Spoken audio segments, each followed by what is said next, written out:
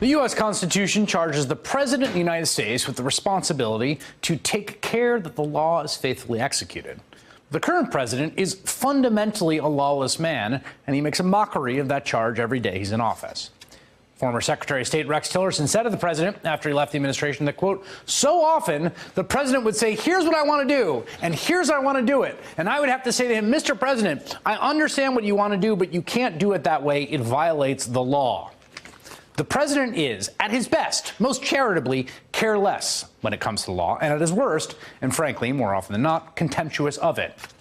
In just the last week, the chair of the House Ways and Means Committee, Richard Neal, requested the president's tax returns, a request that shall be heeded according to the black letter law. But today, Steve Mnuchin admitted he and the White House have been basically conspiring to evade the law.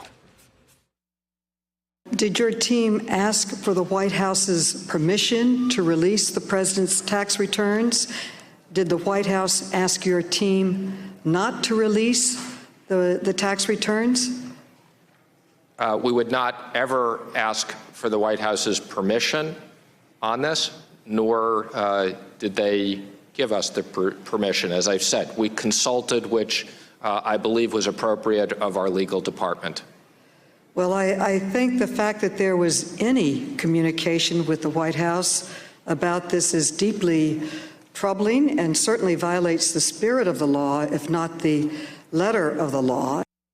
On health care, as you may know, the president has reportedly overruled his own advisors and his own attorney general into forcing the Department of Justice, that are your lawyers and our lawyers, right, the people's lawyers, to adopt a ludicrous and lawless position that abandons the ACA, which is the law of the land, and calls for it to be completely destroyed on a legal theory so absurd, so vanishingly stupid, one critic called it embarrassingly bad, and that its reasoning required twisting yourself in knots to reach a particular conclusion.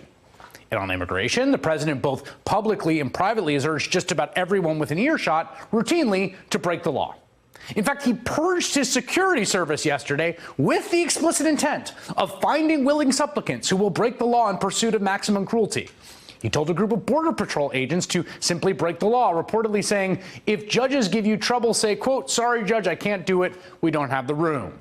It was left to Border Patrol leaders to step in and explicitly instruct the agents to ignore the president.